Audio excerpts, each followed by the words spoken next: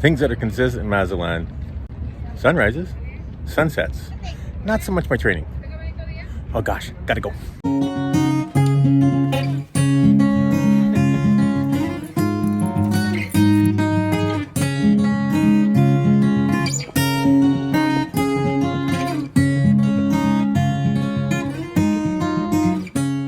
Back in Vancouver again, and soon we'll be heading out over to the ferry and heading across the strait. It's just out over here somewhere. Anyway, on this session we're going to talk about my training that did go on in Mazatlan and some of the training hazards that I encountered there. We're going to talk about leg 1 of the CDR, and then we're going to take you up to a lighthouse. You'll like the views from up there. You know the like and subscribe thing, and let's get going. That's me? Yeah, okay. I gotta give these guys a race update. Yeah, my training update. Oh, yep. 2 weeks in Mazatlan. And yeah, I did do some running down there. Not as much as I wanted to, but as much as I could do. And we put in 66 kilometers, 9 hours, and 8 events over those 2 weeks. And there was only one long run in there, and all the rest of them were fun runs with a tempo part where I either went up to the top of what's known as the lighthouse, which I'll show you later, or encompassed also another hill that was a little longer in duration. So they were good events, they were good runs. All right, folks, we had 175 days or 25 weeks before the Canadian Death Race 2022. Anyway, I want to show you a couple of the trail hazards that I ran into in Mazatlan. There's always trail hazards, and one of them was a completely missing part of the sidewalk. So you had to keep your head up, or your piece missing. In one section, there's pieces actually slid right off the side of the mountainside, or there might be a random power line on the ground. I'm not checking to see if there's power in it, but you may find that. And in one instance, there's an intersection with one safety cone, and they have an open sewer containment catch basin wide open, and it had for about 6 weeks.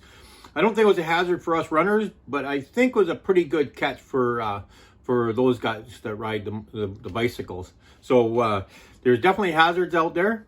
Doesn't matter if you're running in Mazatlan or if you're running in the trails. There's hazards. Keep your head up. So let's transition over and talk about leg 1 of the Canadian Death Race. Death Racer, you're going to have to do your research. So go to their website. Yes, it's a killer. Nobody's ever died on it. Go to race info. I'm going to scroll down here and it'll say course description. And that's definitely what you'll want to go to. You'll be in this group. Look at this. Look at the excitement here. This is after they've gone through and they're running back. Look at the cheering and stuff that goes on. Seriousness on these faces. Yeah, and you'll probably be walking. So don't worry about it. We'll be walking back in there. I know I will be here. So it has a whole bunch of details here. Ignore this one here, 17,000 feet of elevation, because you really don't want to see that. Just kidding. There's that famous map that is that's leg 1, 2, 3, 4, and 5.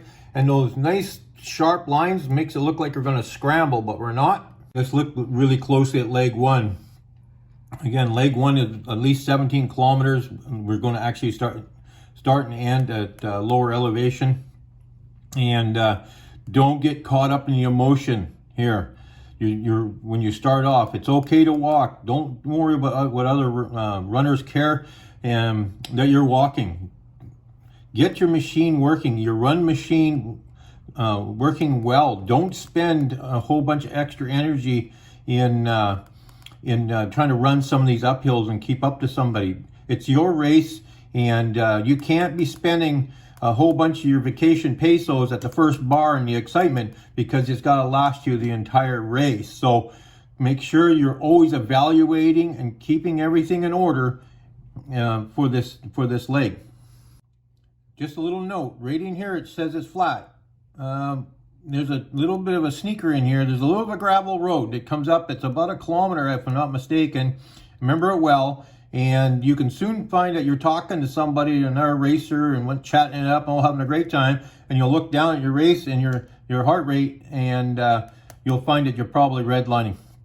So watch yourself, evaluate all the way through here, evaluation, because you want to hit this flood mountain station ready to go for what's coming. It's coming, trust me.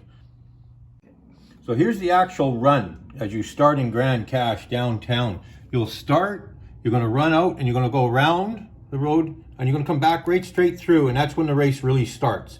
And you're going to run down the road, back out and around.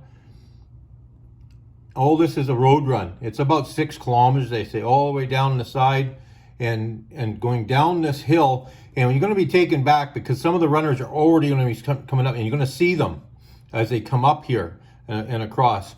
So don't be deflated. You expect to see them later on. And then you're off into the woods. And this is quad roads. These, if it's been raining, you're going to be slugging it out in some of the big water pits that quads will dig up. You're going to come down this hill and along this edge here, run along the road, the main highway, and then you're going to be onto a side road. This is going to be gravel. And I'm going to tell you right now, take the time to step off the trail for 30 seconds and take this view in. You're going to be running at night. You're going to, some of the most beautiful places you're not going to see. So take these in now. Pavine Lake is just before you get out to the end. You don't really see this as much, but you definitely see the other lake. And this is a bit of a slugfest and mud fest in here, no matter what happens. And then you're going to be at the first turnaround